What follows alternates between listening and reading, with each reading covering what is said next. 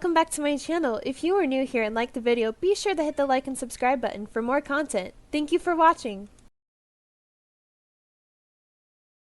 Hello, welcome back to the second part of If the World Falls to Pieces. If you're new here, then this is the second part. You need to go back to the first part, but not to worry, I'll put the first part in the description for you. In the first part, I have the first part to this YouTube short slash TikTok, I don't really know what to call it, in the first part, and since there was 2 videos regarding this, here is the second video. Again, it is just a little teaser of what to expect. Now I won't be keeping you waiting long, so let's go ahead and get to it. There is not much trigger warnings for this part specifically, but of course mentioning of death and mentions of blood. Hello my lovely viewers. Looking for some affordable and good quality anime merch? Want to support your favorite Haikyuu team or join UA? What about joining the Straw Hat Pirates for an adventure or 2? Want to join the Black Wolves or the Fairy Tail Guild? Well, this site has that and so much more. Use my discount code and receive 10% off your entire order. Link and code is in the description. Thank you so much for watching. The spontaneous twist Atsumu had predicted was being killed. He definitely didn't think another alternative would include going to his killer's home. After practically being chased, Atsumu had no other choice but to follow the strange man home. He was either that or die, although he was gonna die either way. He at least wanted to die by the Raven's hands. Oddly enough, he'd taken a liking to him and would rather it be that way. Liking your killer. This was utter nonsense. He swore up and down Osamu was rolling in his grave. So what is your name? The Raven removed his shoes, sliding on some slippers before running to grab Atsumu a pair. Come on, Miya. You really think I can reveal my name? I'm an assassin. Right. SakuAtsu ran over to the stove to boil some water to make tea. While it was heating up, he walked over towards the sink to rid his hands of blood. Call me whatever you want.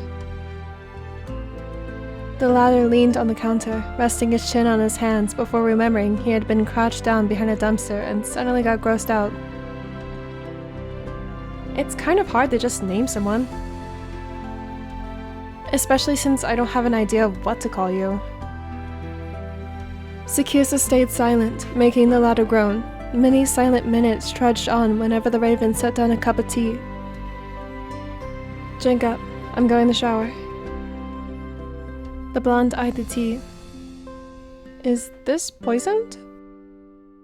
SakuAtsu nearly chirped on the chair leg, caught off guard by his words. Yes, because I keep the poison tea next to the herbal tea in my cupboards. Atsumu's eyes never left the tea, not quite catching the sarcasm thrown his way. No, it's not poisoned. Just drink the damn tea. Sweet. While I don't mind what you do, poison isn't really how I want to go. SakuAtsu narrowed his eyes at him again, still curious as to why he talked about dying as if it was as welcoming as a loving embrace. Well, good thing it's not my specialty.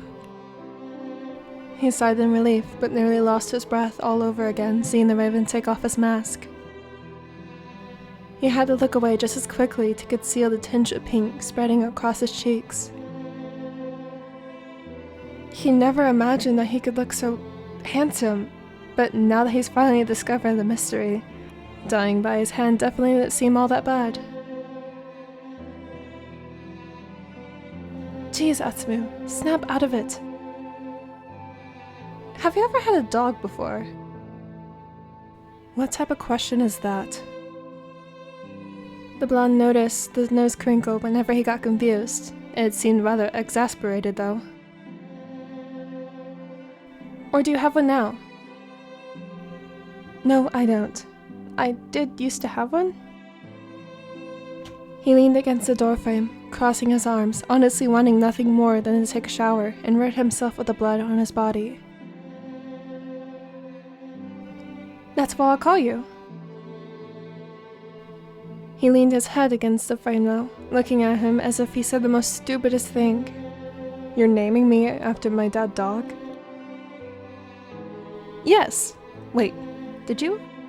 "No, I did not kill my dog." He was quick to cut him off before that dumbass said anything too crazy. Did he not have a filter? He sighed, turning to the bathroom, ignoring the wailing of retorts coming from the blonde. Yes, this was new. Noise in his lonely and quiet apartment. Very, very new.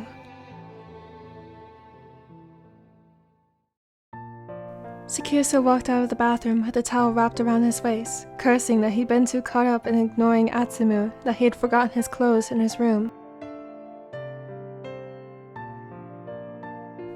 To be fair, it never was a problem. He used to be able to walk around however he wanted, but he obviously couldn't do that anymore with Atsumu around. He walked into his room, pulling the drawer open to get a pair of sweatpants whenever the door to his room, which was right next to him, swung open.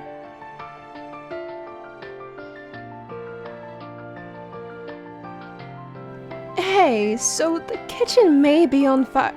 He choked on his own words, seeing the raven half naked. Stuttering on his speech, he stumbled backwards, but tripped over on his own 2 feet.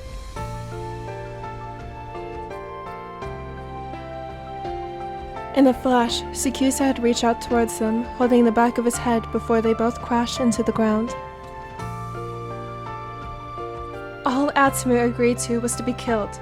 Not only was that the failed objective, he'd been taken to his killer's home, served delicious non-poison tea, and get pinned by his killer, who just so happened to be half naked. Atsumu screamed, seeing the knot on the towel slowly unloosen, so he grabbed onto his hips, holding on to the fabric. "Are you trying to undress me?" "No, Oh, just kill me already." It was better than this, sparing himself the humiliation of trying to explain himself. He laughed. This time Atsumu was able to see his smile with no mask or clothes, hiding his emotions. "You certainly are something else. But, can you let go?" He gestured to his towel. Both of SakuAtsu's hands were placed on either side of Atsumu's head, pinning him to the ground. "I can't do that." "And why not?" He leaned in closer, teasing the smeller, finding the unusual amount of amusement seeing his cheeks go from a rosy pink to a beet red. "Because it'll fall." "Then just close your eyes." He leaned in closer, his lips lightly grazing his ear. "Or look." Atsumu let go, shoving the raven off of him. "That is absurd!" A moment of silence followed, SakuAtsu sitting back on his heels, looking down at the blonde, who had the discarded towel in his hands. His eyes traveled down his body before quickly meeting his eyes once more. SakuAtsu thought he'd seen the blonde red, but this was something else. "Are you checking me out, Miya?" How scandalous. His eyes widened, as if finally processing Atsumu's words from whenever he walked in on him. "Wait, what about my kitchen?"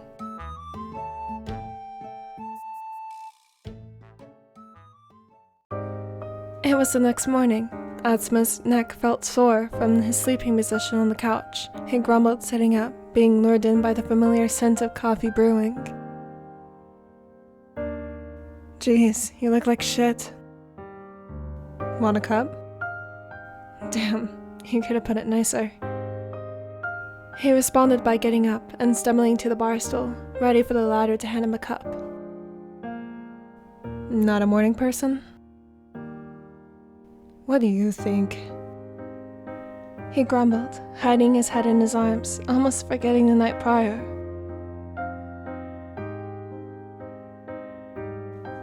Almost. But he hadn't, and that's all that mattered. The humiliation from yesterday transferred to the early morning. He looked up, hearing the mug of coffee set gently on the counter. Here, and don't worry about yesterday. But how could I don't mind, honestly. It was my fault for forgetting clothes. His finger grazed over the remnants of last night's fire. A simple reminder to never let Atsu in the kitchen, ever again. It'll be interesting trying to explain this to the landlord. And you're banned from the kitchen. Fair enough. He quickly implied, not wanting to argue on the matter. He didn't think he could, even if he had the energy. He just felt so mentally spent. His very normal life that was kept at a routine suddenly got flipped. He couldn't tell if he was upset or relieved. Frankly, the same thing every day wasn't his style, but having a bounty on his head, that was a bit much. How much am I worth? SakuAtsu raised his eyebrow, taking a sip of his coffee. What? How much are you getting paid to kill me? The raven walked over, grabbing a vanilla cream-colored folder, skimming through the contents.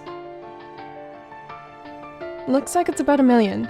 I mean, some will probably be taken out because of taxes, and of course the actual agency will take a huge chunk. Atsu toned out the rest of his words, having to spit out his coffee before he choked on it. $1 million? He knew he had a bounty and was worth something, but $1 million? He wouldn't be surprised if SakuAtsu killed him right then and there. Yeah, you've been on this list for a while now, so with time, the price just increased. Just how long have I been on that list? Nearly 2 years. The fact you're still alive and never had a confrontation is beyond me. It's rare, especially at this price. There was a question on the tip of his tongue, dying to ask the assassin, but part of him was afraid to ask it. What? The blonde looked up from his fixated spot in the mug. You have something to ask? He nodded slowly, taking a deep breath. Did you? He took another to gather his thoughts. Were you the one who killed my brother? The raven set the folder down, remembering the silver-haired twins' file that he had turned down because he was already on a different case. I was not. He smiled sadly, fidgeting with the cup in his hands. Do you know who did? Or who ordered it? He sighed, not expecting to talk about this matter, although it was reasonable. Who wouldn't want to know about their siblings? Twins at that. That is something I can't disclose. Right. He shook the hidden veil of sadness from his shoulders, standing up with a bright smile plastered on his face. I'll go take a shower then. He ran off, making the latter frown. He was sad, so why was he smiling? Why wouldn't he let himself feel sad?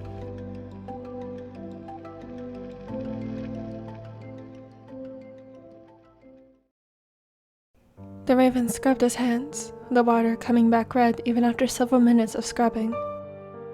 Damn it, can't blood be more cleaner? He detested how it got everywhere, staining his clothes and hands. After a long day of going after catching some lower bounties, having relied on Atsuma's bounty to get by really affected him not actually killing him. Are you back? Atsuma came around the corner, with a hand over his eyes, not wanting to repeat history. Yes, you don't have to cover your eyes, Miya. Am I that appalling? No, but are you decent? The raven turned off the water, drying his hands and removing his mask in one swift movement. I'm fully clothed, if that's what you're meaning. The blonde groaned, removing his hand, seeing the raven. Where have you been? SakuAtsu had basically banned him from leaving. That's if he wanted to live. So the blonde was getting antsy being left alone at the raven's home. Work. I thought I was your work. Well, I do have more work than just you. Lies again.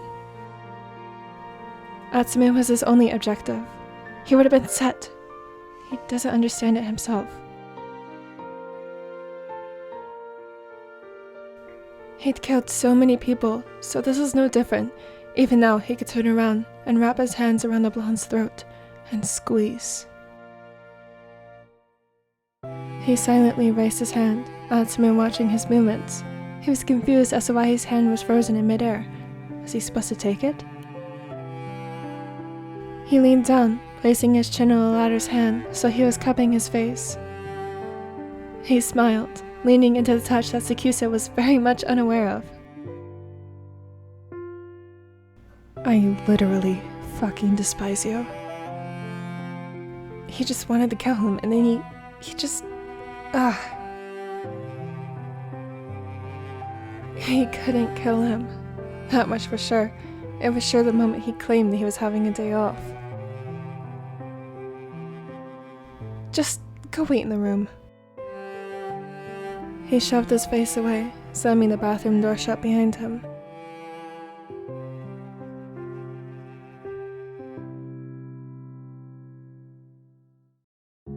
Not wanting to repeat the same mistakes, SakuAtsu made sure he had a pair of clothes. He walked out of the bathroom, pausing, seeing the blonde fast asleep on his bed. Miya, get up. Seriously, if he was that tired, they could have just talked tomorrow and go to the couch. He shook his shoulder, yet the ladder wouldn't budge. Miya? Damn, you're one hell of a heavy sleeper. The blonde mumbled underneath his breath. It was so incoherent, the taller didn't catch it. What did you say? He leaned down closer, catching those words that slipped past his lips. It came with ease, yet the raven couldn't help but feel empathy for the smaller, curled up on his bed. So, if you really wanted this boy to suffer, it was to let him live. Whoever had placed that bounty on his head had other objectives in place. They had already taken everything this boy ever had. His twin, his job, his life. SakuAtsu startled, getting yanked down by the blonde who was still soundly asleep. Miya, let go. He pushed himself away, but even while asleep, Atsumu had an insane amount of strength, keeping him pinned to the bed with the ladder's arms draped over his chest. This is not part of the job description. Well, so wasn't keeping his target alive. What's one more rule broken? The late hours finally catching up to him, he had no other choice but to relax in the ladder's touch, knowing he wasn't going to let go anytime soon, and sleep.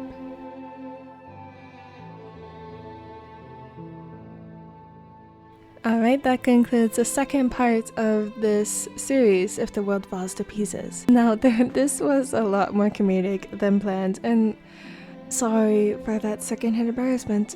Yeah.